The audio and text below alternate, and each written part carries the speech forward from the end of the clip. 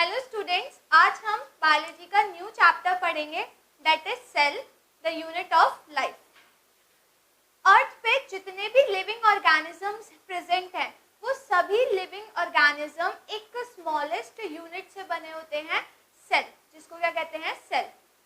For example, अगर हम एक बिल्डिंग की बात करते हैं तो बिल्डिंग की जो स्मॉलेस्ट यूनिट है वो क्या होती है? कोई बता सकता है, कोई सोच सकता है कि बिल्डिंग की स्मॉलेस्ट यूनिट क्या होती है?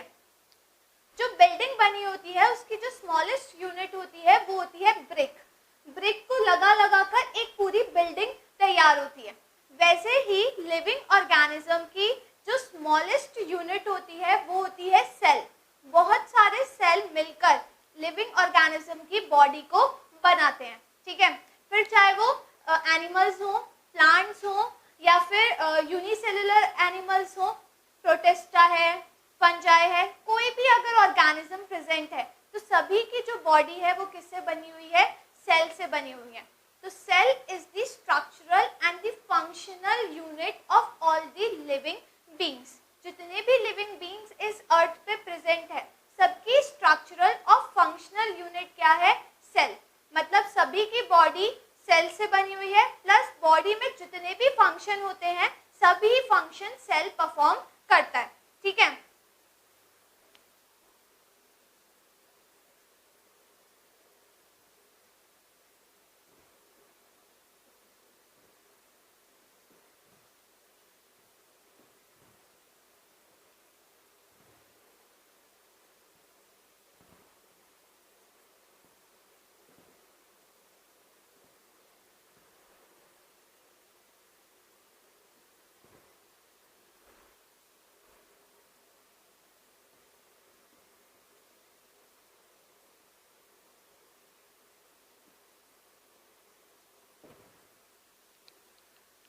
Cell is the structural and functional unit of all living beings.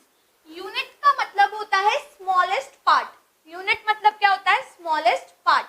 तो cell जो है वो structural and functional unit है सभी living beings की जो इस अर्थ पे present है. Structural मतलब कि living organism की जो body है वो किससे बनी हुई है? सेल से बनी हुई है। एंड फंक्शनल मतलब बॉडी के अंदर जितने भी फंक्शन होते हैं सभी फंक्शन को कौन परफॉर्म करता है? सेल परफॉर्म करता है, ठीक है। अगर हम हमारी बॉडी की बात करते हैं तो हमारी बॉडी में जो ऑर्गन्स प्रेजेंट है, ऑर्गन्स फॉर एग्जांपल स्किन है, ब्रेन है, मसल है, बोन्स है, सभी ऑर्गन्स किससे बने हुए हैं? सेल से बने हुए हैं। थाउजेंड्स ऑफ सेल मिलकर ऑर्गन्स बनाते हैं। अगर हम प्लांट्स की बात करते हैं तो प्लांट्स में भी लीफ है, रूट्स हैं, फ्लावर्स हैं, इवन वुड भी किससे बनी हुई है? सेल से बनी हुई है। तो प्लांट्स में भी जितने भी पार्ट्स प्रेजेंट होते हैं वो भी सब किससे बने हुए हैं? सेल से बने हुए हैं, ठीक है।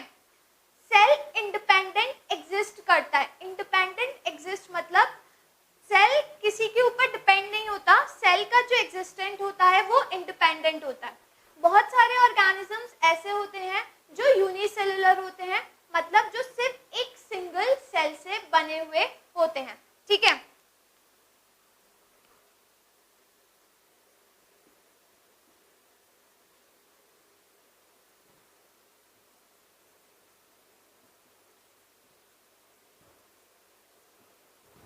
यूनिसेलुलर ऑर्गेनिज्म वो ऑर्गेनिज्म होते हैं जो एक सिंगल सेल से बने होते हैं, एक सिंगल सेल से बने हुए होते हैं।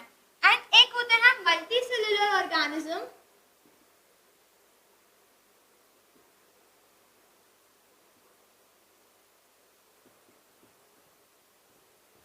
मल्टी सेलुलर ऑर्गेनिज्म वो ऑर्गेनिज्म होते हैं जो एक से ज्यादा सेल से बने हुए होते हैं।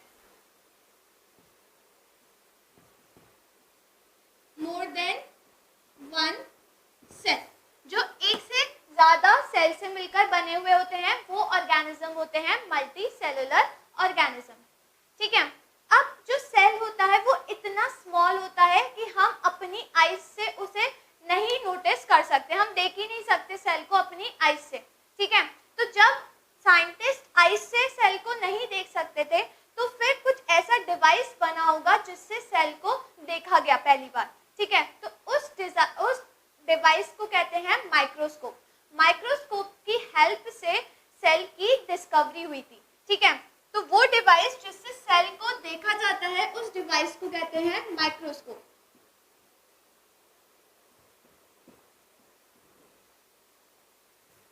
सेल इतने स्मॉल होते हैं कि हम उन्हें अपनी आई से नहीं देख सकते, तो माइक्रोस्कोप वो डिवाइस होता है जिससे सेल को देखा जाता है, ठीक है। तो गाइस ये तो जनरल इंफॉर्मेशन हो गई सेल के बारे में जो सभी को पता होनी चाहिए। अब हम पढ़ेंगे कि जो सेल है उसकी डिस्कवरी कैसे हुई, ठीक है। सेल की डिस्कवरी माइक्रोस्कोप की हेल्प से हुई। तो फिर हम देखेंगे कि माइक्रोस्कोप के क्या क्या इन्वेंशन थे। गाइस अब हम पढ़ेंगे invention of microscope and discovery of the cell.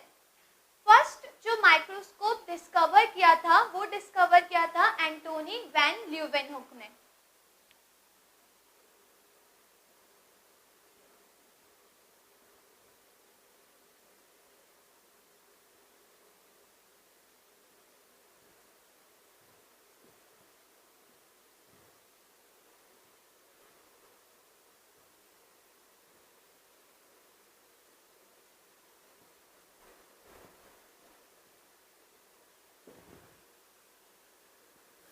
Antony van Leeuwenhoek एक डच साइंटिस्ट थे।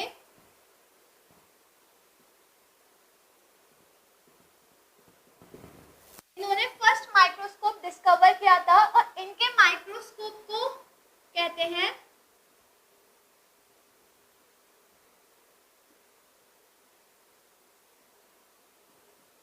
सिंपल माइक्रोस्कोप, ठीक है। ये जो सिंपल माइक्रोस्कोप था इसका जो मैग्निफिकेशन पावर थी वो बहुत ही ज्यादा कम थी, मींस क्लियरिटी नहीं थी। हम जो सेल उन्होंने देखा वो क्लियर दिखाई नहीं दे रहा था, ठीक है। एंटोनी वैन ल्यूवेनहुक ने जो डिस्कवरी करी थी वो फ्री लिविंग सेल की डिस्कवरी करी थी पॉन्ड वाटर में।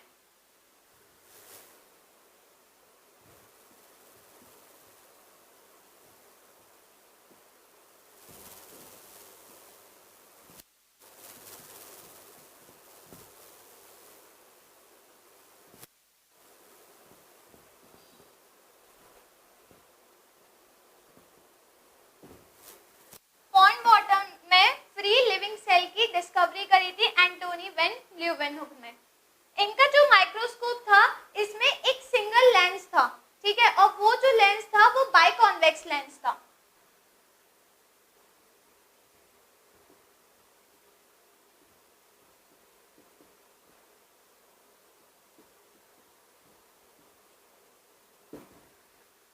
तो इसी वजह से इस माइक्रोस्कोप की जो मैग्निफिकेशन पावर थी वो बहुत ही ज्यादा वीक थी। फिर एक न्यू साइंटिस्ट आए रॉबर्ट हुक। रॉबर्ट हुक एक इंग्लिश साइंटिस्ट थे। उन्होंने माइक्रोस्कोप बनाया बट इनका जो माइक्रोस्कोप था उसका मैग्निफिकेशन पावर हाई था, तो इनके माइक्रोस्कोप को कहते हैं कंपाउंड माइक्रोस्कोप।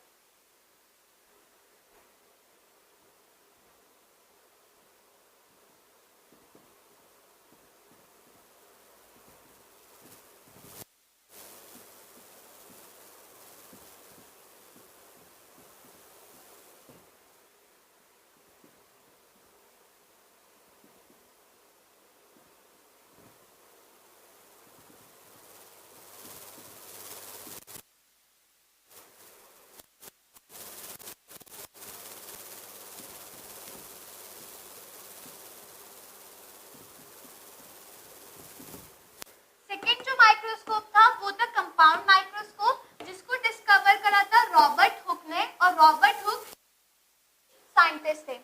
जो कंपाउंड माइक्रोस्कोप था इसमें 2 लेंस यूज किए गए थे। कितने लेंस यूज किए गए थे? 2 लेंस, जिसकी वजह से इस माइक्रोस्कोप का जो मैग्निफिकेशन पावर था वो बहुत हाई था, ठीक है। रॉबर्ट हुक ने डिस्कवरी करी थी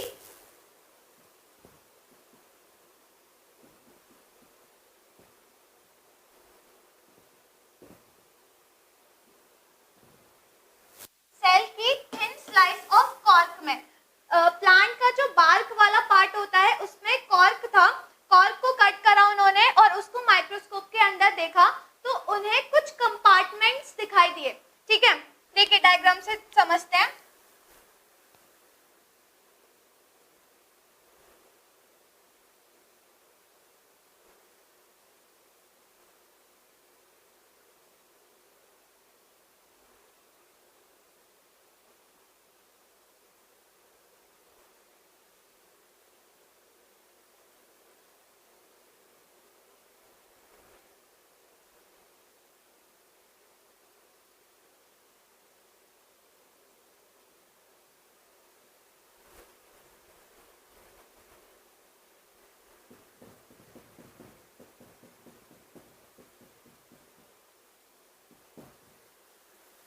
जब उन्होंने कॉर्क में देखा तो उन्हें इस टाइप के स्मॉल कंपार्टमेंट्स दिखाई दिए, रूम जैसे, ठीक है।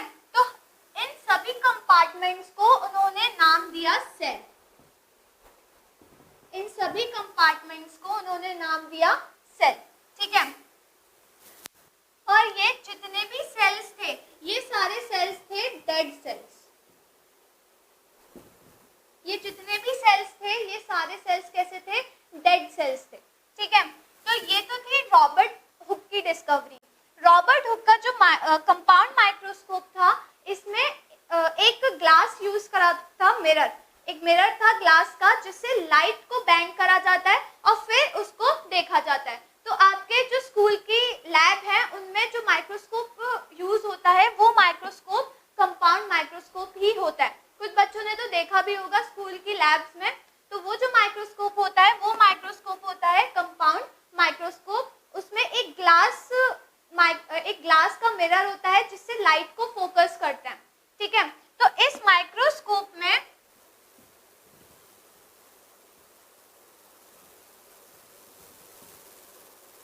बीम लाइट यूज होती है। इस माइक्रोस्कोप में बीम ऑफ लाइट यूज होती है, जो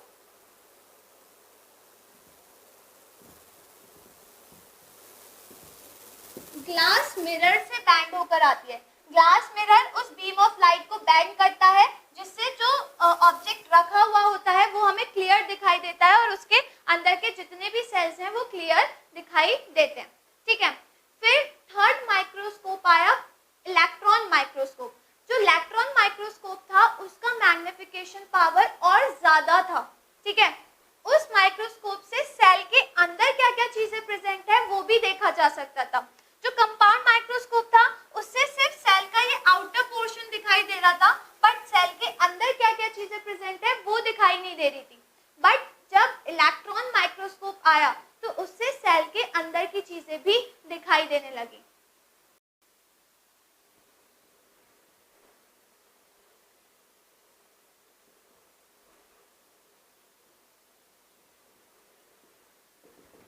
थर्ड टाइप का जो माइक्रोस्कोप था, उसे डिस्कवर करा था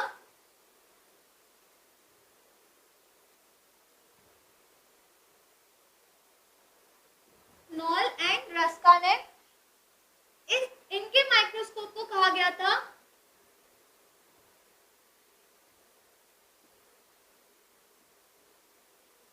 इलेक्ट्रॉन माइक्रोस्कोप। ये जो इलेक्ट्रॉन माइक्रोस्कोप है, इसका मैग्निफिकेशन पावर और ज्यादा हाई था, जिससे सेल के अंदर की चीजें भी दिख सकती थी, ठीक है। ये जो इलेक्ट्रॉन माइक्रोस्कोप है, इसमें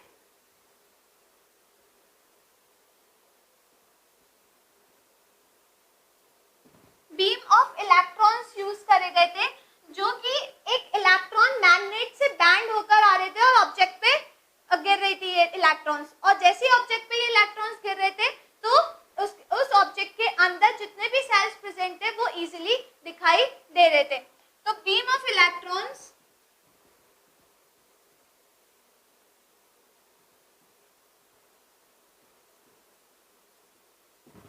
इलेक्ट्रोमैग्नेट से बैंड होकर आ रहे थे। गाइस, कंपाउंड माइक्रोस्कोप में ग्लास मिरर यूज करा गया था, बट इलेक्ट्रॉन माइक्रोस्कोप में इलेक्ट्रोमैग्नेट यूज करी गई। कंपाउंड माइक्रोस्कोप में बीम ऑफ लाइट यूज करी गई थी, बट इलेक्ट्रॉन माइक्रोस्कोप में बीम ऑफ इलेक्ट्रॉन्स यूज करे गए। तो ये डिफरेंस है कंपाउंड माइक्रोस्कोप और इलेक्ट्रॉन माइक्रोस्कोप। कंपाउंड माइक्रोस्कोप का जो मैग्निफिकेशन पावर था वो इतना हाई नहीं था, बट इलेक्ट्रॉन माइक्रोस्कोप का जो मैग्निफिकेशन पावर था वो बहुत ही ज्यादा हाइट। ठीक है, याद रखिएगा इलेक्ट्रॉन माइक्रोस्कोप को डिस्कवर करा था नॉल एंड रस्का ने। ठीक है।